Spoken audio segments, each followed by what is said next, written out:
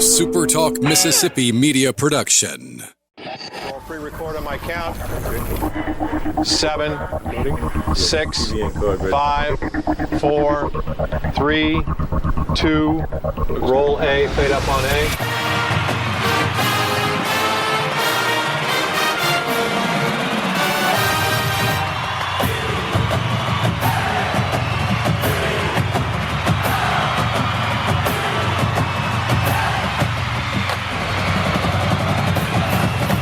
Southern Miss to the top. You're tuned in to the Eagle Hour. All right, good afternoon. Welcome to the SuperTalk Eagle Hour. Bob Getty back with Kelly and Dima. We're glad you're with us. Hope you were here every day that I was gone. We're broadcasting from the Southern Bancorp studio here in Oak Grove, Mississippi. Opening segment of our show sponsored by Dickey's Barbecue Pit, a great place to cater your next event.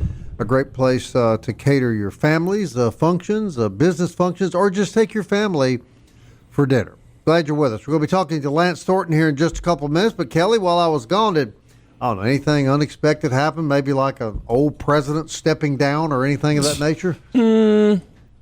No, not really. Can't really think of anything? Okay. Yeah, there was absolutely nothing politically going on the just past 2 or 3 days. wanted to make sure that I didn't miss anything. I was in the beautiful city of New Orleans one day. Where I'm going tomorrow. Oh, man. And Well, just Dima- be careful where you go. Dima's going Wednesday for Media Day at Sun Bel. Actually, in the third segment of the show today, we're going to talk about the preseason polls have been released, Bob. The Sun Belt has released its preseason coaches poll. We're going to find out where the Eagles stack up. That's in the third segment today. They picked to be number one? Well, that's what we call anticipation. What we call a tease. Yeah, you'll have to wait till the third segment. Any more baseball players leave while I was gone? No, Dalton McIntyre is officially a Brave, though. So Okay. All right.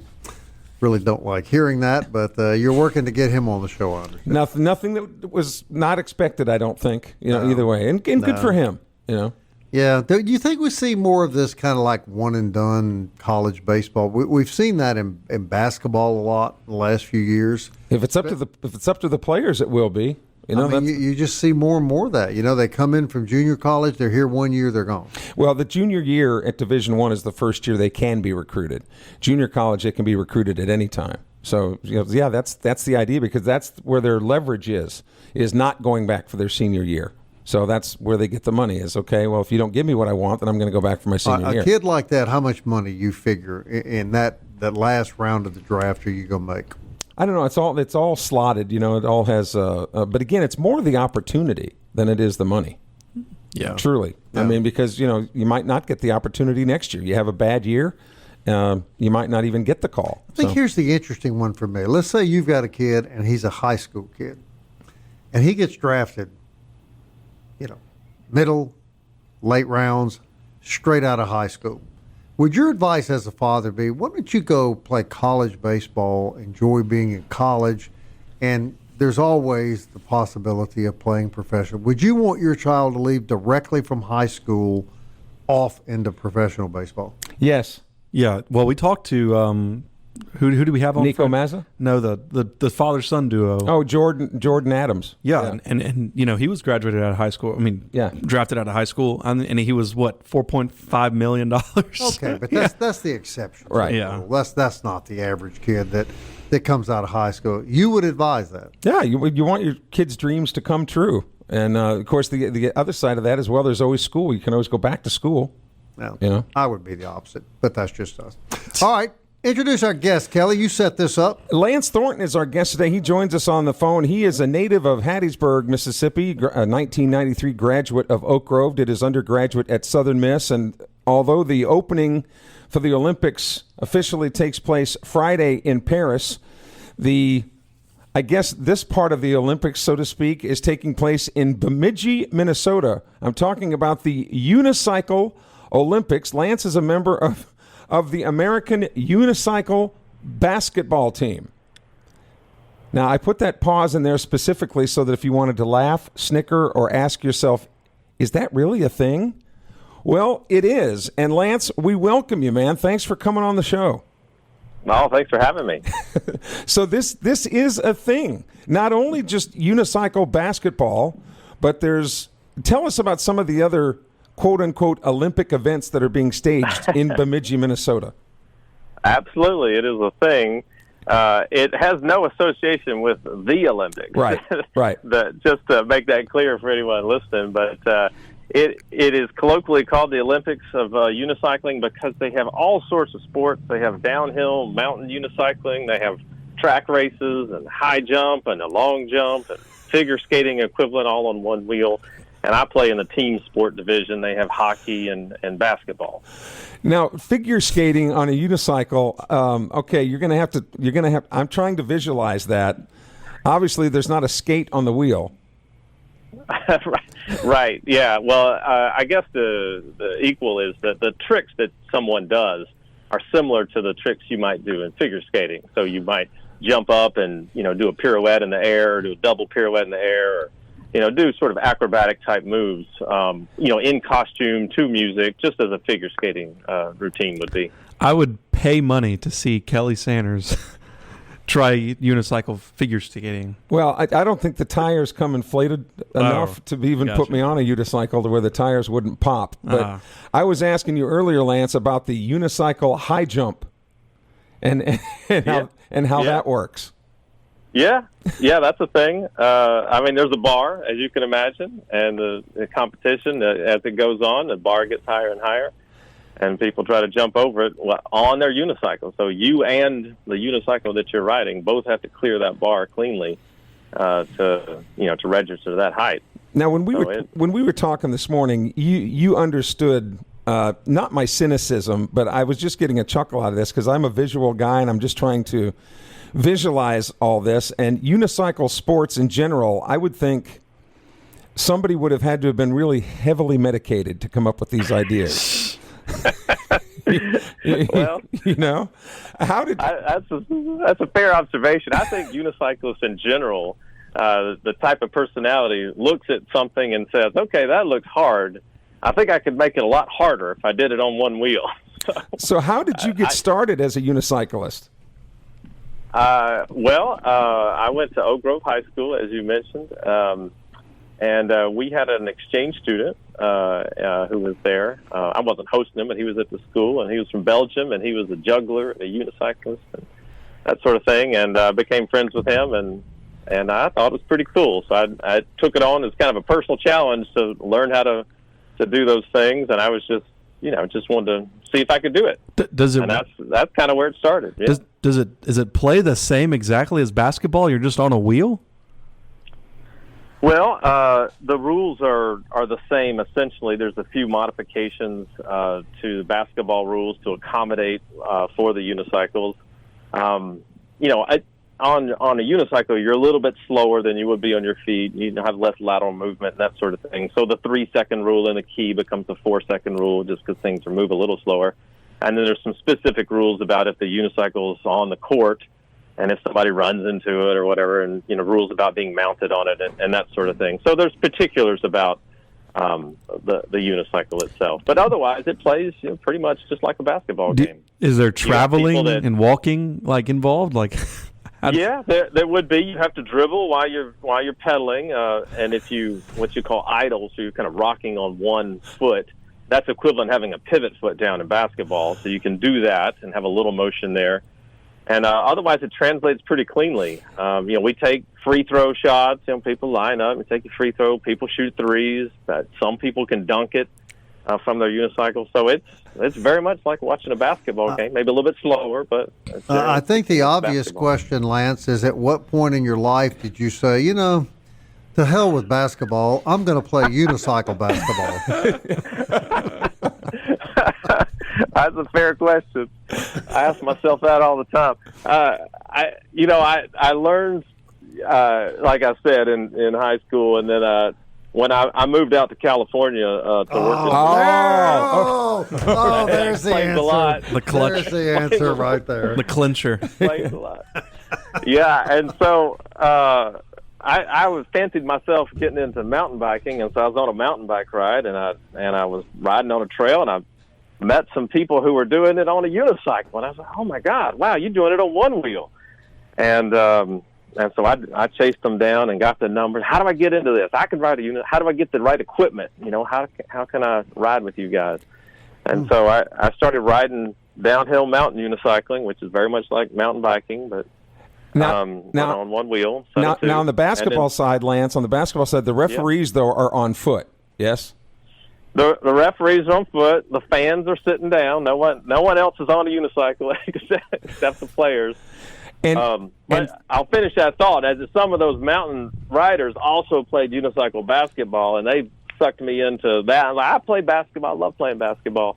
And so that's the end of that. That's how I got into playing unicycle basketball. Well, when we come back, we're going to talk a little bit about how the French are really good at unicycle basketball and how the American team got put together. Lance Thornton from Hattiesburg, a member of the U.S. Unicycle Basketball Team, is our guest, Bob. I'm signing up tomorrow. What's that? I'm signing up tomorrow. Yeah, book it. We'll be right back.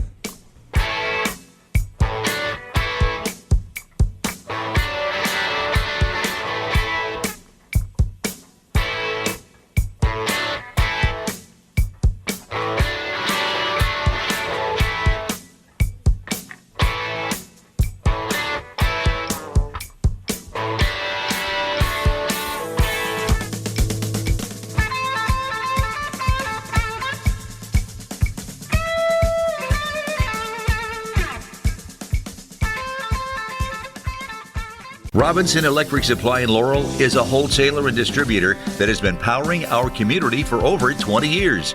With everything from conduits to tape, tools to home automation devices, if you can think of it, we supply it. All you need to do is talk us through the project at hand, and we'll ensure you're equipped to get it done right. To get all the electrical supplies you need, visit Robinson Electric at 519 North 13th Avenue or call us at 601-649-1317. The Eagle Hour. Southern Miss to the top. Genesis of Hattiesburg is the official auto dealer of SuperTalk Eagle Hour. Genesis sedans and SUVs are the finest on the road today, as is their new showroom on Highway 98 West in Hattiesburg. Campus Bookmart sponsors this segment of our program, and visited with Miss Kathleen actually over the weekend, sweet as ever, and got all kinds of, still a lot of baseball apparel and football apparel beginning to arrive, but they're stocked up for the summer and the fall, so make sure you check them out. Campus Bookmart on Hardy Street, campusbookmart.net. 10 years into the show, and I think it is safe to say that our guest, Lance Thornton, is the first unicycle basketball player we've ever interviewed on the Eagle Hour, a former Southern Miss graduate, and a lot of people would say, well, of course, Southern Miss, and he's playing unicycle basketball.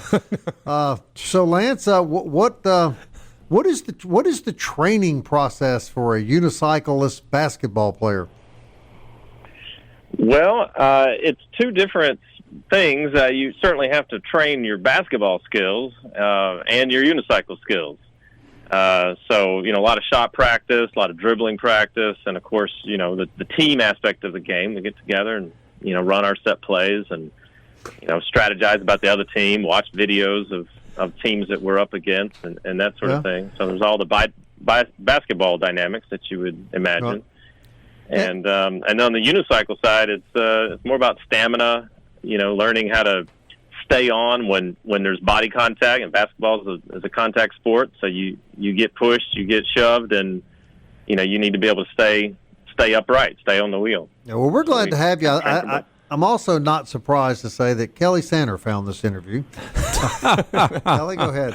No, it is so cool. Like tonight, the French and the Belgians are going to play for the gold medal. The U.S. team is playing another French team for the bronze medal, and there's two French teams, one playing for first, one playing for third. And Lance Thornton, one of the things that I've learned is that the French are kind of the bosses in this sport, yes? That is true. Yep, they have excelled. I mean, France is a nation of cyclists, if you will. Yeah. With the Tour de France, and which is a big deal in the country, and for whatever reason, the unicycle caught on just as well. So they are the dominant country right now in this sport. It seems like once you get the hang of actually being able to stay on the unicycle, it might actually not be that difficult to handle it, and it would make sense that France, with all of them who love cycling so much, to be pretty good at the sport. So there's 9 guys on our USA roster, Lance. And where do they come from? I'm guessing all over. Yeah. Well, mostly California. We have one fella out of Las Vegas, and then another fella who lived in California and trained with us, but he now lives in Chicago. And we're sitting here kind of tongue in cheek, not really making fun of this sport. It's just the notoriety of it is kind of cool. Yeah. But when you think about it, there are many sports phrases that could be used in unicycle basketball. Like, this team's really on a roll. Oh, come on. Oh, my goodness. Just as one example, Kelly, you think it'd probably be safe to bet that the guys from California, their training fuel would be avocado and seaweed sandwich? Perrier water? Perhaps. And I think many of the California guys might have, in their days, had a left-handed cigarette or two. Possible. It's all possible. But Lance Thornton, I want to go back to your days at Southern Miss. Of course, you went to Sure. Oak Grove, and you have a lot of good memories of Southern Miss. Do you get? And I know your folks are still here, so you get back to Hattiesburg every once in a while. What were your summer favorite memories of being a student at Southern Miss? Oh, going to basketball games. Okay, so basketball is your favorite sport? Is that reasonable? I think that's fair to say. It Okay. is. Yeah, absolutely. Yeah, just going with friends, going to basketball games, going, with my family to basketball games. We've been a long time supporter since I was a kid. My dad's into basketball, and he'd take me to the basketball games there in the arena. And my grandmother's a big fan of lady basketball, and so we're just big fans of that. So a lot of fond memories there. But it's where I was getting my education. I was a computer science major, and took a lot of art classes at the same time, and I just have a lot of good memories hanging out on campus. You're a really good sport about this unicycle basketball, because I'm sure any number of times people have asked you if you've officially lost your mind. Yeah, well, you definitely have to have a healthy dose of self-deprecation when you play a sport like this. So yeah, I've heard it all. So and you have a coach, and you say although the coach can ride, the coach Yep. doesn't necessarily get on the unicycle and coach the team that way. He doesn't coach the team from a unicycle, but he'll get on and play with us in scrimmages and demonstrate things and that sort of thing. But he doesn't play in the actual competitive games. And it's actually called Unicon is this event, and Bemidji, Minnesota is hosting this event.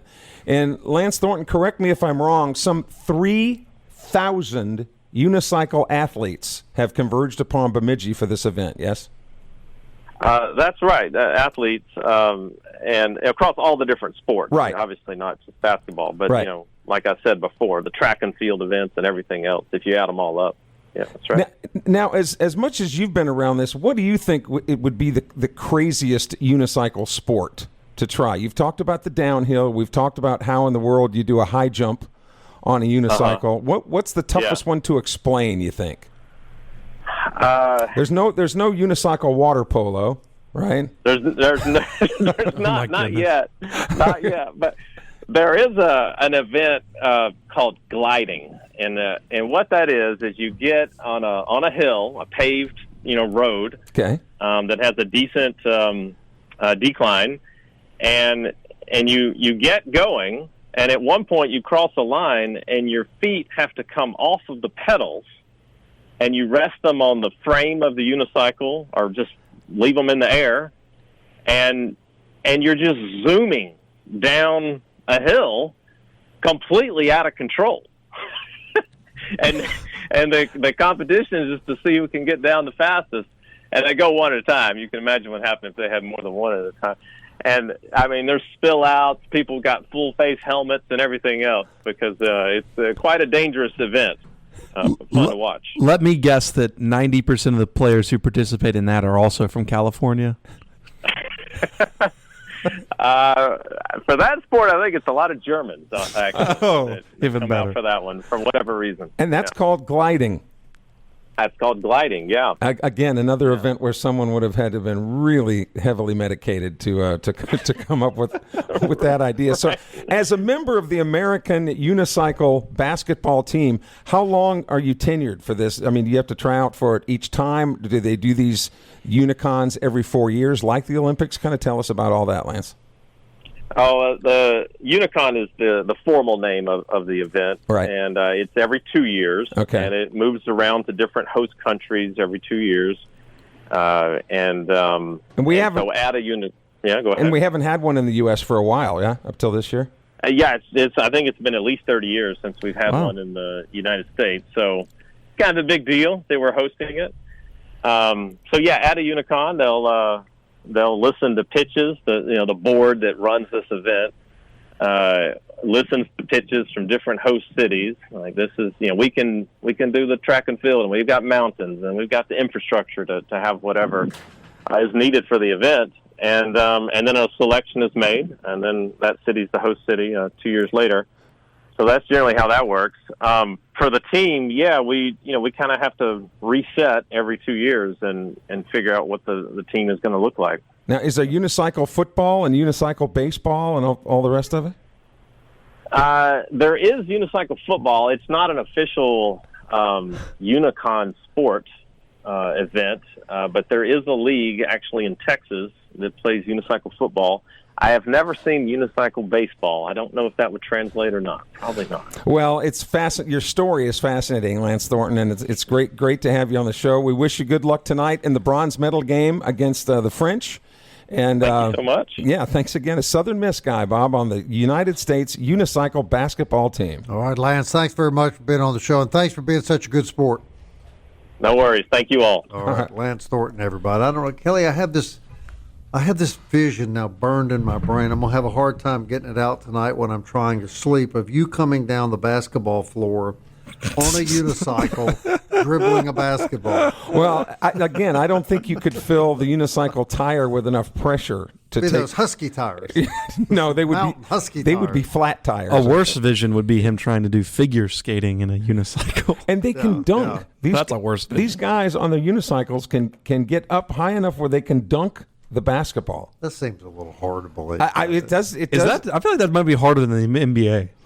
Well, because you can't just yourself jump off of your unicycle. How do they even land? The unicycle is part of just like the high jump. Are you like strapped into the pedals? You wheel up. You got to be strapped into the pedals. You wheel up to the high jump bar, and I think he was telling me that the record for high jump is just a little over 5 feet.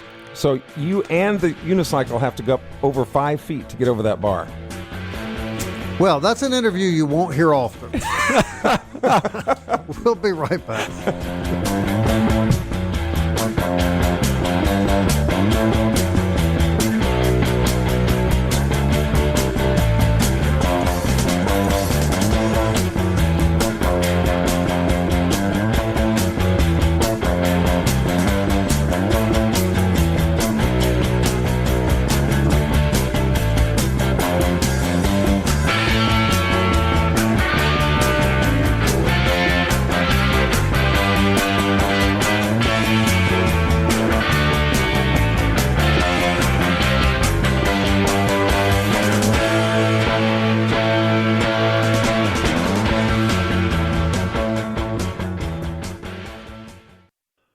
You're tuned in to the Eagle Hour. The Eagle Hour. Southern Miss to the top. All right, 4th Street Bar and Grill sponsors this segment of the Super Talk Eagle Hour, where you can always get a shrimp po' boy at a cold Pabst Blue Ribbon, where you can always catch the big game on TV, and you can always have a good time. But Bob, I don't think you'll have to pay $50 for a shrimp po' boy at 4th Street Bar and Grill. I missed my 4th Street po' boy when I was in New Orleans this week. There's no question about that. I don't think any shrimp po' boy is so good you got to pay $50 no, for it. it made me miss a lot of things about my little town. But I was damn glad to be back, let me tell you. I'll bet. Great place, 4th Street Bar and Grill. Slade, wonderful guy. I also want to thank Mo Baby and Yay Company. let me bring that up. Let me bring that up while we're here too. Vent, Bob. Yes, $30 worth of beignets, like about 6, and a couple of coffees. It made me miss Mo Baby beignet. And no topping, Kelly. No topping. What? No powdered sugar? They had lots of powdered sugar, Okay. but no topping. way too crowded, noisy, loud. Heck, at that price, the powdered sugar should have been Coke. Correct. Just enjoy Mobe Beignet Company, 2902 Hardy Street in Hattiesburg. They've got a great Facebook page, and trust me from a guy that just got back, they're better than what you're going to get in New Orleans. Super Talk Eagle Hour podcast on Apple, Audible, Spotify, Stitcher, TuneIn, or you can just tell Alexa or Siri to play Super Talk Eagle Hour. I want to thank, I think, Lance Thornton for being on the show and explaining about the unicycle basketball team. And then Dima showed us some video of that. That sort of erased my thoughts of you being on one, Kelly. It made me realize how just virtually impossible that would be. So yeah. That really. And really, I have. I mean, regular basketball, you have to do too much running. This is even harder work. So no thanks. Yes, Kelly's idea of working out is to ride in his car with the air conditioner off. Yeah. Or 8-ounce wrist curls while I'm watching other people exercise. I understand. All right. So Kelly is, speaking of New Orleans, going to be there. I mean, tell you some things not to do before you leave and just save yourself some grief. Yeah, you've already given me that list. I'm perusing it as we speak. Right. Kelly, at Media Day tomorrow, the Sun Belt Media Day begins, and the polls are out. Let me hear them, guys. Go ahead and break the bad news as I get back in the groove of things. All right, let's have a little guessing game. So for the West Division, who do you think was number one? Texas State would be my guess. I agree. That is correct. Texas State with 92 points and 9 votes to win the championship. Oh, wow. Okay, so that is correct. Who would be number 2 in your guess? My guess would be Louisiana. Troy. Troy is correct with 68 points, 4 votes to win the title. Oh, man, I don't... So in third place is your Cajuns with 66 points and 1 vote to win the title. So this is the West. This is the West. That's the top 3. Texas State, Troy, Louisiana. Who do you think is number 4? South South Alabama. Arkansas State. Oh, I forgot that. That's right. 65. So both, there's the buzzer. Yeah. South Alabama's next at 5. And the Fighting Golden Eagles at 6th place in the West Division with 31 points overall. That is third lowest in the whole conference. Wow, that was a little harsh, Bob. That was a little harsh.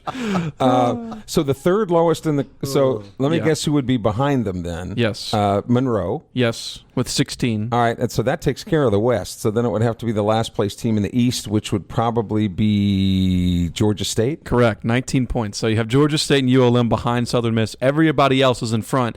So who do you think is number 1? Favored to win the Sun Belt with the most first-place votes and the most points overall? Are we going to do the East? Yeah, this is an East team. This is the East. Yes, this is the East. I'm going App State. That would be my guess. Yeah, that is correct. So App State is favored to win the Sun Belt with 96 points and 12 first-place votes. All right, so 12 first-place votes, 9 for Texas State. For Texas State. Yeah, so pretty even. So that's who they think the final's going to be, is App State and Texas State. Yeah, the next highest is 4 for Troy. So okay. All right, second place in the West. We've already knocked out App State at number 1 and Georgia State at number 7. So who's second place, do y'all think? Would James Madison be that high, Bob?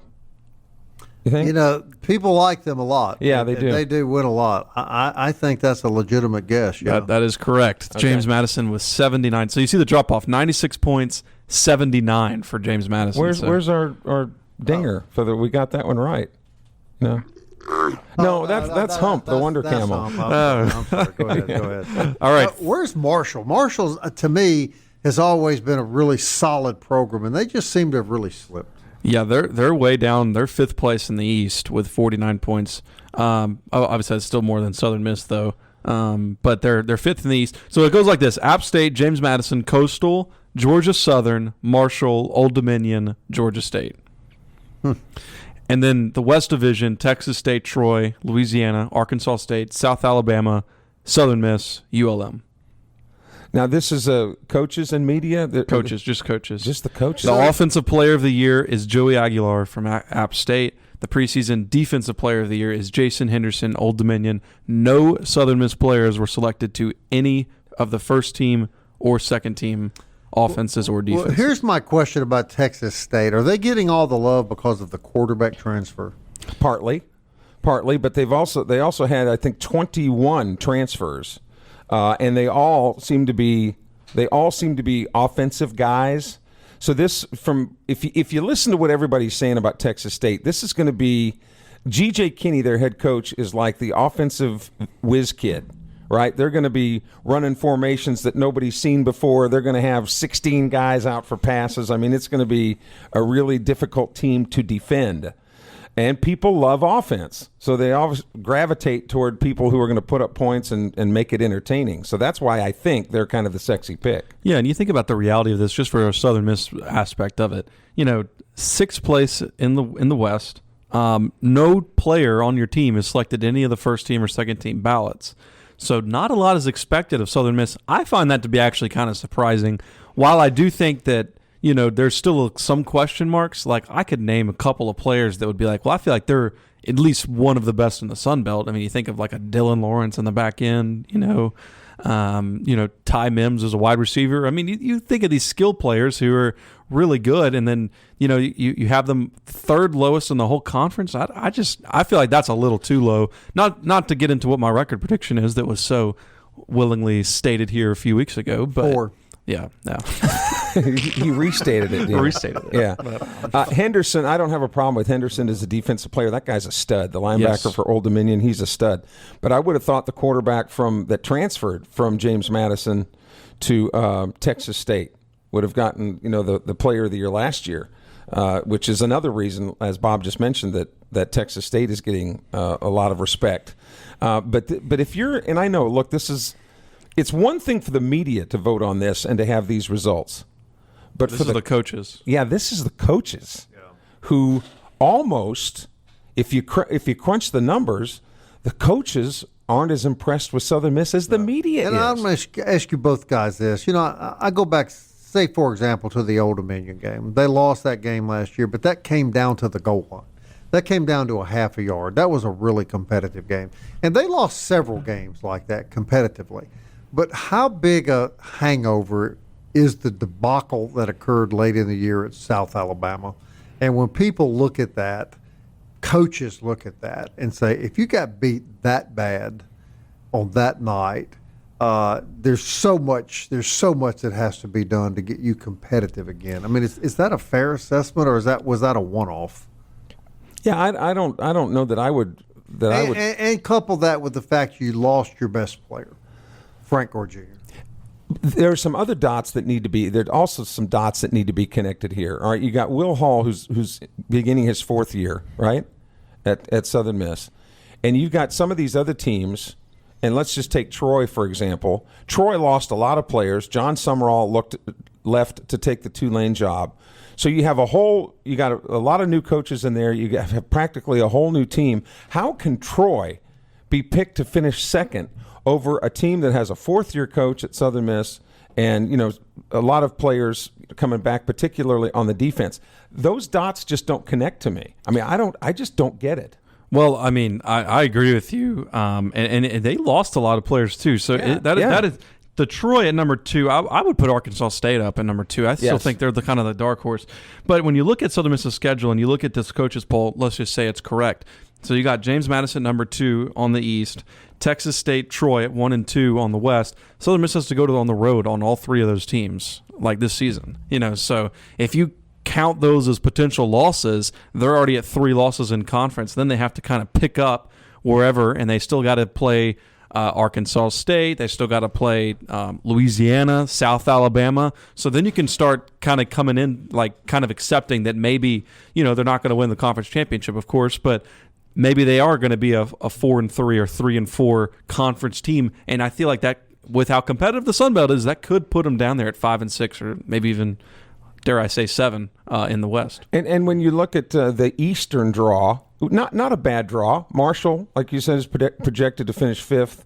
And James Madison, of course, you have to go to James Madison. Yeah. I think that's right. And Marshall comes here. Yes. So one good draw, one bad draw, but it could have been worse. Yeah. In the East. Yeah, you could have pulled Coastal or App State and James Madison, so I don't think you're too disappointed about that. Well, Bob, we're going to hear from all the coaches that Southern Miss plays this year, plus some of the players that whose names you're going to hear a lot on the field. Kelly will be doing a live report from New Orleans tomorrow. My guess is Kelly Sander will ask those coaches why they're giving so little love to Southern Miss. And have they ever heard of unicycle football? Bring that up. We'll be right back.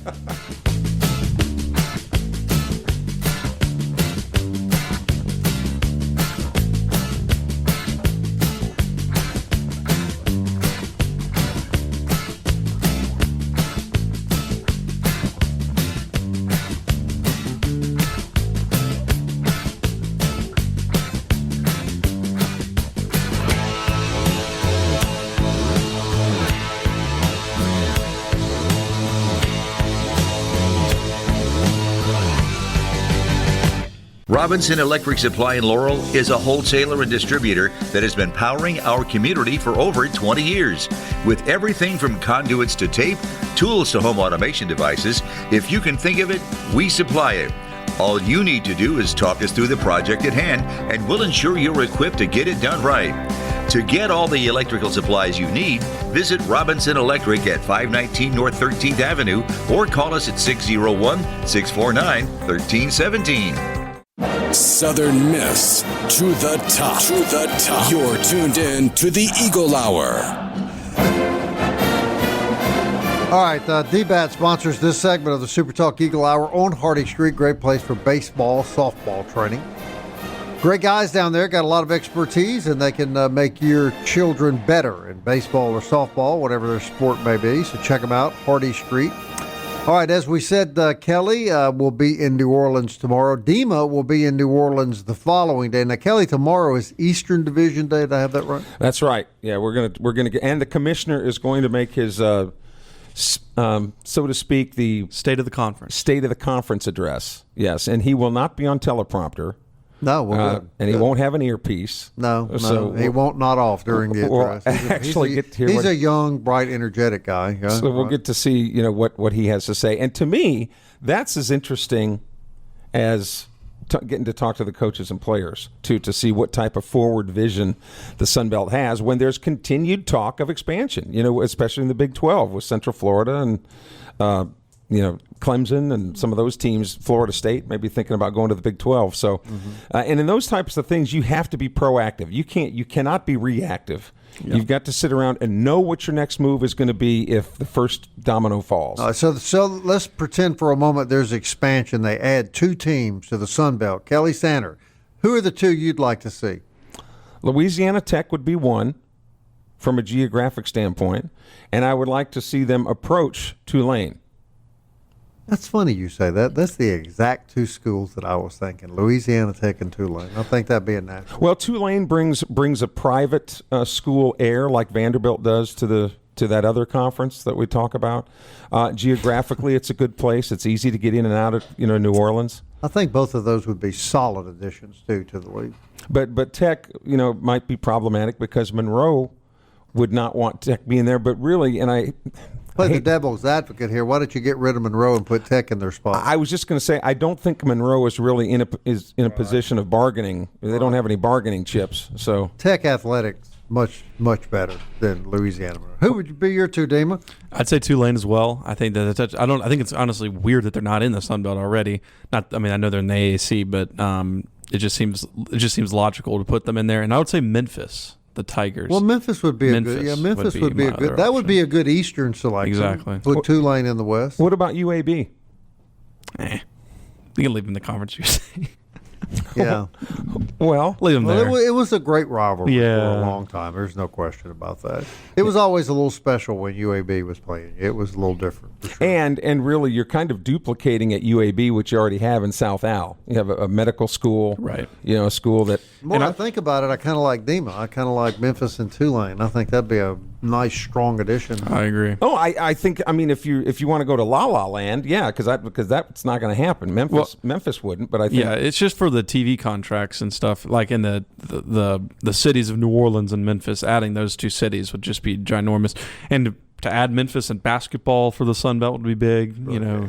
But I think more realistically, it wouldn't happen. Yeah. I would say probably more realistically, La Tech and Tulane would be more. But they're really going to add 2 Louisiana teams. That would just be kind of shocking to me. I would think it'd be like Tulane and somebody maybe north, maybe like You just don't go to Texas. Let's not East Carolina expanding westward. That was always my contention that the Conference USA was just so unrealistic because you're going to El Paso, Texas to play women's volleyball. And now that conference, you have to go to Lowell, Massachusetts, all the way to Las Cruces, New Mexico. That's insane. I agree, man. That's absolutely. What about Tulane and East Carolina? Well, I'd be up for East Carolina. Now, you were too young to remember, Dima, but I can remember, Kelly remembers. That was the #1 football rivalry here for years. Some of the greatest games. No Brett Favre's question. pass to Michael Jackson, I think. Was No against. question. I mean, East Carolina was something you look forward to every year. Adding them for football. baseball would just be terrific. For That'd the be Sun good. Belt. Yeah, that'd be good. Baseball and Tulane. football. Yeah. Well, perhaps we'll be able to ask the commissioner that Well, tomorrow. you're the man that's going to be there, Kelly. And Just avoid those $25 poor boy sandwiches, okay? Well, Sun Bel Conference, I'll say this. They feed us good, don't they, Dima? They do. They did last year. Yeah, breakfast. Well, that explains why he volunteered to go at his own expense, doesn't it? I've been wondering, why is Kelly being so cooperative about this? Yeah, well, I always, the commissioner says, aren't we supposed to do our interview now? I said, just give me a minute, So, yeah, I mean, they take the breakfast food away and then they put out the lunch food That's what I immediately. like. And He's a great guy. And Yeah. he's real open, real accessible. Yes. I think a fine leader for the Sun Belt. I don't think And I'm like never before. I'm really pulling for this group of guys at Southern Miss, and I think they start practice actually day after tomorrow. 100%. I think their first practice day is, or maybe the following Wednesday, maybe a week from Wednesday. I've got my weeks mixed up. Kelly and I have said this before, but let me just say, two guys that have for a long time dealt in college athletics. Generally speaking, Division I football coaches are not very friendly, not very accessible, just not much fun to deal with. Will Hall is the opposite of that. Terrific. He is the opposite of that. And so how do you not do nothing but wish Coach Hall everything? And everybody prefaces that statement by saying that, man, I really hope he does well. But can all these people, can the media, can the coaches, can everybody be wrong? Well, we're hoping, yes. We're hoping so. Yeah. Well, the story will begin to tell itself tomorrow. Kelly Sander, and then we'll be there tomorrow, as we said, and then Dima will be there on Wednesday, and then we'll have lots of interviews. We'll try to interview every college coach in the Sun Belt while we have the opportunity to get them in a building. So, going to be fun. Should Good be. to be back. Looking guys. forward to it. Thanks for holding the fort down. Tomorrow at 1 o'clock. Until then, Southern Miss. To the top. I wanna fly like an eagle to the sea. Fly like an eagle, let my spirit carry me. I want to fly like an eagle till I'm free. I go through the revolution. A SuperTalk Mississippi Media production.